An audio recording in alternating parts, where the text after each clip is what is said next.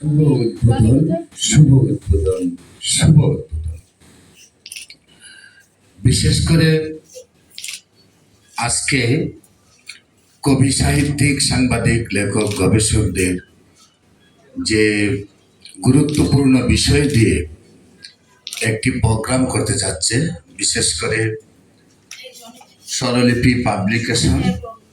আমি আজকে এই অনুষ্ঠানে আবার আমাকে উদ্বুদ্ধ করেছেন, সেই জন্য প্রথমে তাদেরকে আমি ধন্যবাদ জানাচ্ছি এত সুন্দর একটি আয়োজন করার জন্য। বিশেষ করে যে গুণী ব্যক্তিরা উপস্থিত হয়েছেন, কবি, সাহিত্যিক, সাংবাদিক, লেখক, গবেষক, যারা আপনারা সামনে আছেন, আপনাদেরকেও ধন্যবাদ জানাচ্ছি। বিশেষ করে ধন্যবাদ জানাচ্ছি আজকের অনুষ্ঠানের সম্মানিত প্রধান অতিথি, বাংলা বিভাগ, ঢাকা বিশ্ববিদ্যালয়ের তারেক মঞ্জুর স্যারকে। পাশাপাশি ধন্যবাদ জানাচ্ছি বাংলার কবি, সাহিত্যিক, সাংবাদিক, লেখক, গবেষকদের প্রাণ, আমাদের দৈনিক দেশ জগতের ব্যবস্থাপনা সম্পাদক এবং দৈনিক ডেস্টিনির সম্মানিত ব্যবস্থাপনা সম্পাদক, যিনি পত্রিকার আমিও ব্যবস্থাপনা সম্পাদক, যিনি শতাধিক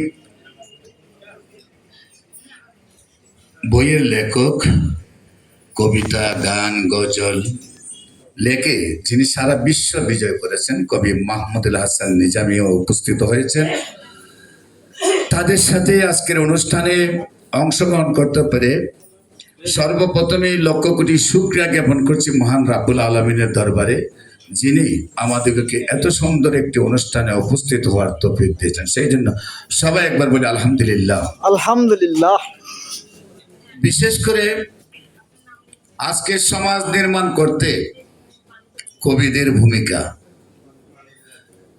দুঃখের বিষয় কি বলবো, আজকে যে বইয়ের মধ্যে হাত দেই, ইউটিউব, ফেসবুক, গুগল, টিকটকের মধ্যে হাত দিলে, আমি বলবো না এই সাবজেক্টে আপনি লিখবেন না, লিখবেন অবশ্যই, সেটাও পৃথিবীর একটা ভিত্তি।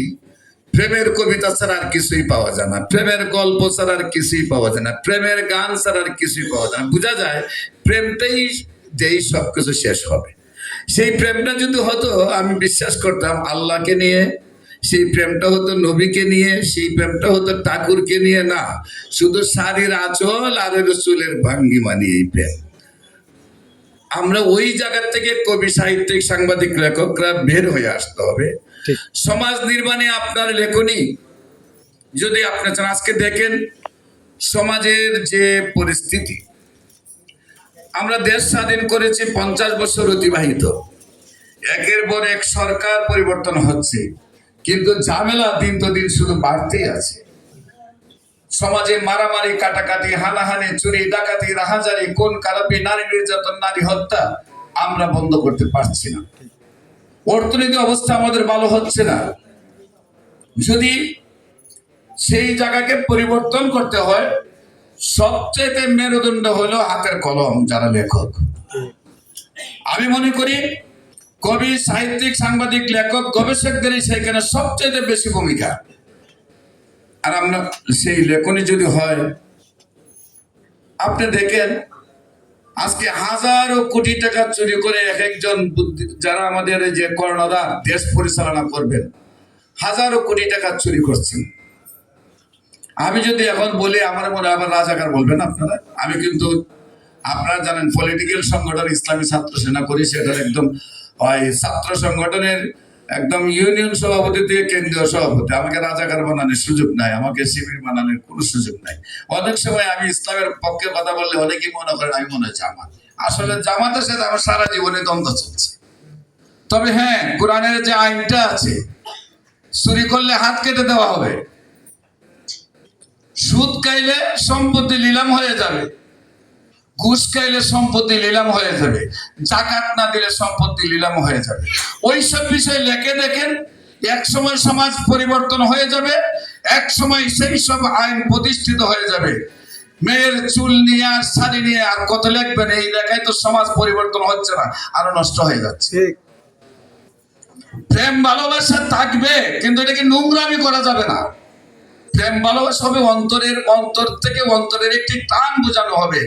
কোথায়কার মেয়ে কিভাবে সংসার করলে, কিভাবে একটি ছেলে আরেকটি ছেলে মিলন হলে সংসারে শান্তি হবে, সেই সব বিষয়ে লেখেন।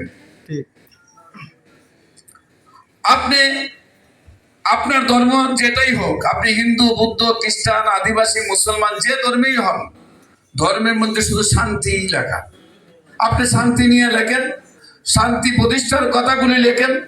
আপনার লেখনে যেন এগুলোই আসে, তাহলে আপনার দেখবেন না যে রাস্তার মধ্যে কোন আর হচ্ছে। আমরা দেখতে পাই কি আজকে অপসংস্কৃতি আমাদেরকে এমন ভাবে গ্রাস করছে, মেয়ের হাতে বাবা কোন হয়ে যাচ্ছে।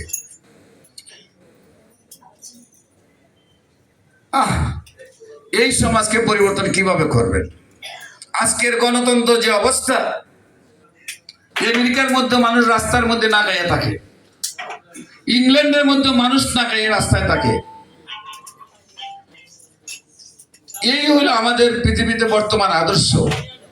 সেই সমাজের আদর্শকে পরিবর্তন করতে হলে একমাত্র লেখনী, এর বিকল্প কোনো কিছু নাই। কবি নজরুল কখন চিন্তা করেছিলেন বিশ্বটাকে দেখবো আমরা আপন হাতের মুঠে? যে সময় লেখছিলেন তখন মানুষ অনেকেই বলেছে কি বলে, এত বড় কবি কি লেখলো। কিন্তু তিনি তখনকার সময় রেডিও পেয়ে চিন্তা করেছিলেন, রেডিও দ্বারা যেন সারা বিশ্বের নিউজ পাওয়া যায়, এক সময় সারা বিশ্বের সবকিছু আমাদের হাতের মুঠে চলে আসবে। আজকে সমাজ নির্মাণে আমরা যেন সেই সব ভূমিকাগুলো নিয়ে আসি, আমাদের আদর্শের মাধ্যমে যেন আমরা সেই আদর্শ ফুটিয়ে তুলতে পারি।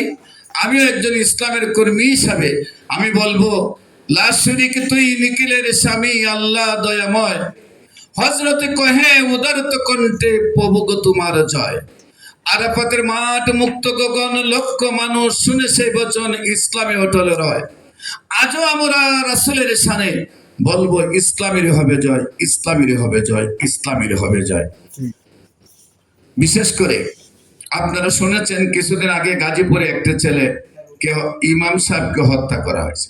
ওই ছেলেটা আমার সমাবেশের, আমি উদ্যোক্তা কয়েকজনের একজন, এই সমাবেশে আসছে, এটাই তার ছিল সবচেয়ে বড় অপরাধ। এই সমাজের কয়েক হাজার মানুষ তাকে দেখতে গেছে, তার পরিবার জন্য সমবেদনা জানাইছে, কিন্তু অত্যন্ত দুঃখের বিষয় আমি খোঁজ করে দেখলাম তার জন্য কেউ একটা টেকা নিয়ে যায় নাই। আমি একটা ছোট গল্প শুনেছিলাম যে এক লোক কান্না করতেছে গাছের তলে বসে, তো আরেক লোক এসে জিজ্ঞেস করে, ভাই তুমি কেন কান্না করো? আজকে 3 দিন ধরে উপবাস, আমি খাইতে পারি না, সেই জন্য কান্না করো।